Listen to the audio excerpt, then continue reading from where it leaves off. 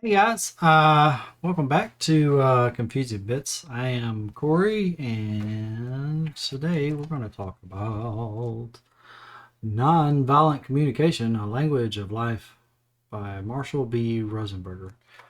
Uh, I just noticed the foreword by Deepak Chopra. Oh my God.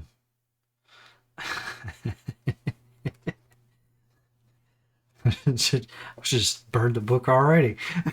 I don't hate the book. So too long, didn't read. Too long to read. I think this is an important book. This is a great book, especially for less sensitive types, people who aren't as emotionally intelligent, basically me. I think this is pretty good way to be more thoughtful about your communication. So it's not about nonviolent. He's talking in a very abstract term. When he says nonviolent, he's being very abstract when he says that does not mean hitting people or yelling at them.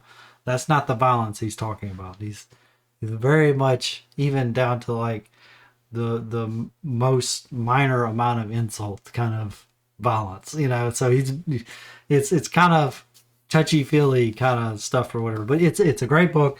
I do believe I do highly recommend this book. This is a great book. This will be something that I read several times. Just like another good one would be How to Win Friends and Influence People. Um, this will be another one of the personal communication development process for me. Will be rereading this book. So, um, yeah. So this is great. So let's do the blurbs. Yes, blurbs. Do we have blurbs? Okay. What is violent communication? If violent means acting in ways that result in harm, then much of how we communicate, judging others, bullying, having racial bias, blaming, finger pointing, discriminating, speaking without listening, criticizing others or ourselves, name calling, reacting when angry, using political rhetoric, being defensive, or judging who's good or bad, what's right or wrong with people, could indeed be called violent communication. So you see what I'm saying? Like he's being really really liberal with the use of the word violent communication. He does that a lot. He does a lot of therapy speak in this book that is a little off-putting. I'm not going to get that wrong, but we'll get into it. What is nonviolent communication? Nonviolent communication is the integration of four things: consciousness, the set of principles that support living a life of compassion, collaboration, courage, and authenticity. Understanding how words contribute to connection or distance. Communication, knowing how to ask for what we want, how to hear others even in disagreement, and how to move towards solutions that work for all.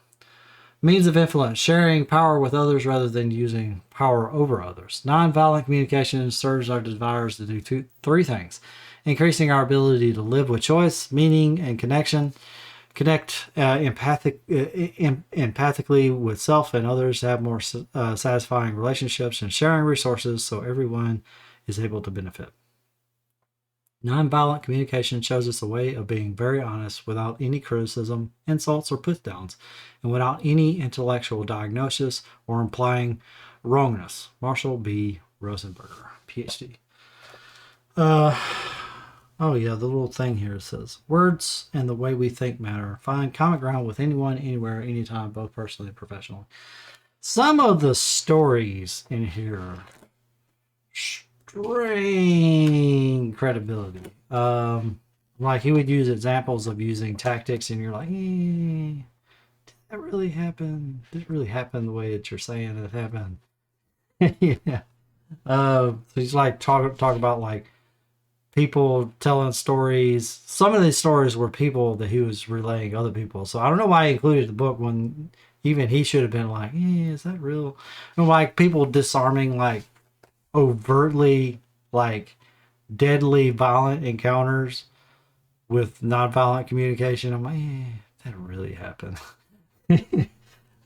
Did you really have time to communicate in this manner? Not. But whatever, whatever. There's more. There's more blurbs in here actually. Let's see if I can find some famous people. A lot of them it just says an online reviewer. um, hmm. Actually, I don't see anybody worth. I'm wasting your time. Yeah, whatever. Uh, uh, this dude Deepak Chopra is his quote. Marshall Rosenberg provides us with the most effective tools to foster healthy relationships. Nonviolent communication connects soul to soul, creating a lot of healing. It is the missing element in what we do.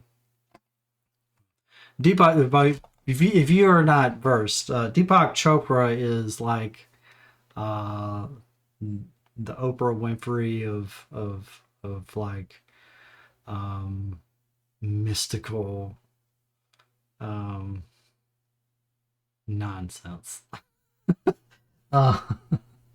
Uh, you know, the like it sounds deep, but it's paper thin. You know, that kind of stuff.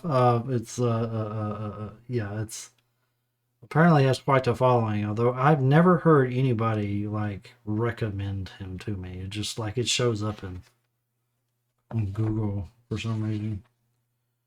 People talking about him, and then you hear him talk, you're like, oh my god. So anyway, so the crux of let's do the author here. His credentials. Marshall B. Rosenberger founded and was for many years the director of educational services in the Center for Nonviolent Communication and International Peacekeeping Organization. During his life, he authored 15 books, including the best-selling Nonviolent Communication and Languages of Life, which has sold more than 6 million copies worldwide and has been translated to more than 35 languages, more translations in the work.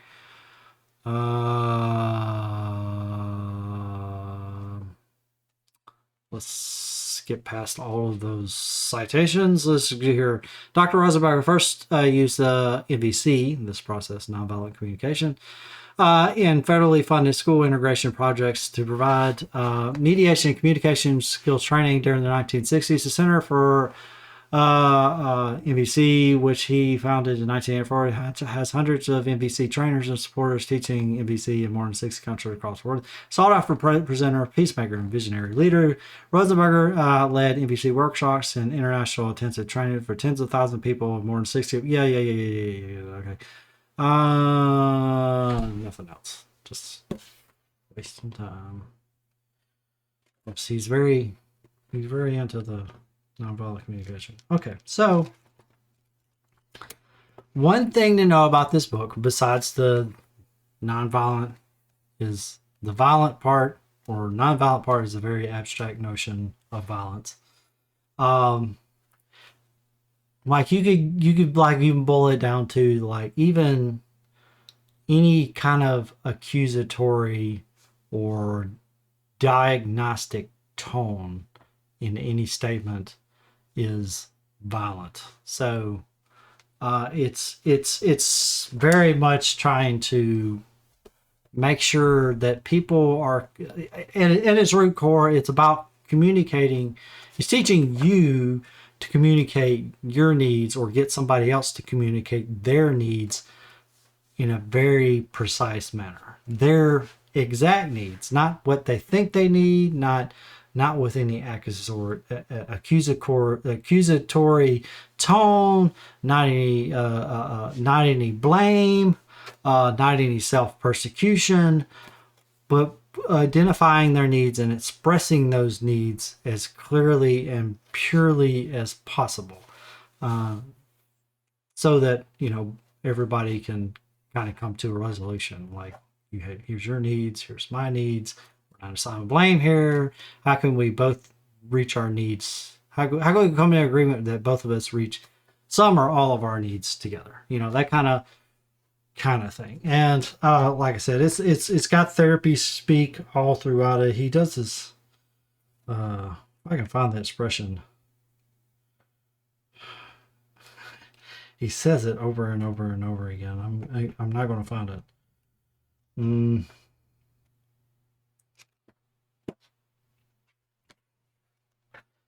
But yeah, it's got these weird like phrases that he uses over and over. And I get it that it's kind of a bit of jargon on his part, but it's a little off-putting to hear all of this kind of, because it's really wishy-washy kind of, kind of odd way of speaking, but it's really I can't remember. This is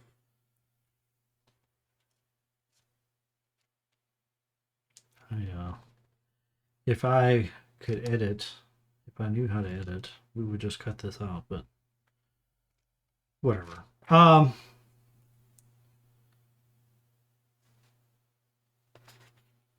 Yeah, it's very much a one-to-one. It's got exercises like explicit extra. This is like it's much a book about it, and also uh, uh, this book about it, but also like a book to work through the process here. He's talking about nonviolent communication, and he talked about making some expressions of expressing feelings versus non-feelings. Such words it says in that they're like there are certain like touchstones words that people use that kind of indicate issues that you're not communicating very clear. Words such as that, and like, and as if. I feel that you should know better. I feel like a failure. I feel as if I'm living in a wall. The pronouns, and also the pronouns I, he, she, he. I feel I am constantly on call. I feel it is useless. Names and nouns referring to. I feel Amy has been pretty responsible. I feel my boss is being manipulative. And then he goes on and says, in NVC, we distinguish between words that express actual feelings and those that describe what we think we are.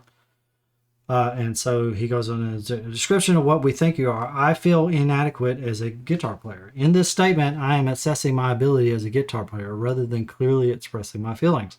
Expressions of actual feelings. I feel disappointed in myself as a guitar player. I feel impatient with myself as a guitar player. I feel frustrated with myself as a guitar player. The actual feeling behind my assessment of myself as inadequate could therefore be disappointment, impatience, frustration, or some other emotions. It's like he's very much kind of getting people to introspect and really dive deep into the actual emotion. First, find the emotion that you're trying to. It's the emotion, the need that you're trying to express, in stating that directly instead of talking about other things related to that could assign blame or either on yourself or on others, or that could diagnose a solution, because we haven't even got to the solution part. We just need to identify the needs first. So he's very it's I can't boil it down for you guys like immediately. You got to read the book. It's very good. I am not going to be able to talk about it just because this is a weak spot for me. I am not very good at even identifying my own feelings, never mind expressing them, never mind identifying them in others, and dealing with that. I'm like, it's very much a weak point. So I'm really grateful for this book personally. Personally, it'll be something that I'll work through several different times. I'm not like it. I want to be very clear. He just uses a lot of therapy speak and stuff like that, and a lot of kind of jargon and things like that. And I'm mostly dismissive of that, but I'm not dismissing the actual root content of this book, which is, I think that is the core idea, is making sure that you at all times are identifying either in the language of others, trying to get them to identify if there's a conflict or whatever, trying to get them to more clearly express express their needs very clearly, but also identifying and expressing my own needs so that they actually get met, right? Without, jumping through the conclusions. I'll take an analogy here. So,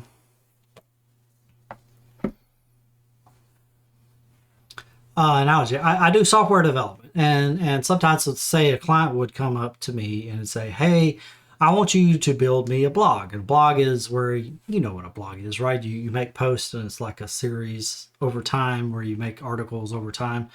I need you to build me a blog, and the first thing that I would do is, if I was being naive, I would say, okay, well, and I go off and I build them a blog. I can do that all day, every day. That's fine. But the thing is, I don't usually do that. What I would say, why don't you just use WordPress? Same thing if they come to me for a website. I had a friend who come to me recently, and he wanted to set up a website, and I'm like, he wanted me to build him a website, and I'm like, well, I could do that, but you could just go to something like Squarespace and get that. He ended up going with WordPress because he ended up wanting a blog anyway. But I pointed him to an out of the box solution instead of that isn't what he asked me for. He asked me to build a website or to build a blog because he wanted a website to build articles. He wanted to be able to post. He asked me to build him something. I identified his actual need was to be able to publish, and we just got him. We just set him up a WordPress. Got him set up on a WordPress account, and now he's just publishing. I didn't have to charge him any money. It would have been expensive, and he's getting even the free version of WordPress. So he got something for free, basically, whereas it would have cost literally thousands of dollars for me to build it for him.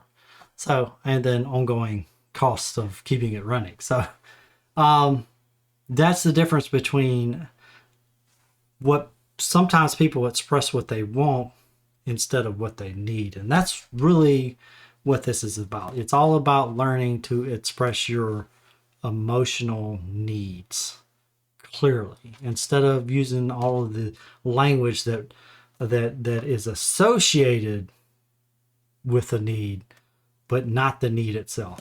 And the thesis is that in doing so, it disarms a lot of conflict, because when you are speaking, and we're talking about conflict very abstractly, it could be very minor conflict or it could be very major conflict, but it's still a conflict. Like, where are you going to eat dinner? You and your wife are trying to figure out where you're going to eat dinner for the night. I can express my need for spaghetti, You get what I'm saying? Like, it could be very minor or it could be very, very major, but being more clear with your communications about your own emotional, and very, very clear about your needs, not just emotionally, but also, physically and everything else. But being clear about that need and making sure you're expressing that need directly. That's as much as I could summarize this book, because, like I said, this is definitely not in my wheelhouse. Not that any of these books are not that anytime I talk about a book, it's in my wheelhouse. But anyway, so yeah, it's a great book. Highly recommended. With a terrible name, which kind of goes with a theme, more books with the terrible names. But I think this actually hurts the sell of the book. Saying nonviolent communication, I don't know what else they would call it, but anyway, I guess it's an older book. When was this first released? So that's 2015. I don't believe that. Maybe it's a reprint. I would have expected, like, in the 80s or 90s this would have been published. Maybe not. Maybe he did all of the foundation for nonviolent communication for decades and then finally wrote a book on it. Okay, anyway, so yeah, this has been Nonviolent Communication by Marshall B. Rosenberg, PhD. Uh, highly recommend it. So, coming up next week, I will be wearing something different because this was the end of the batch. You see, the queue is empty. This is being currently read. We've got Mistborn. So, that's coming up next in the next batch, but that's that's over a month from now. So I will see you guys, and Happy New Year.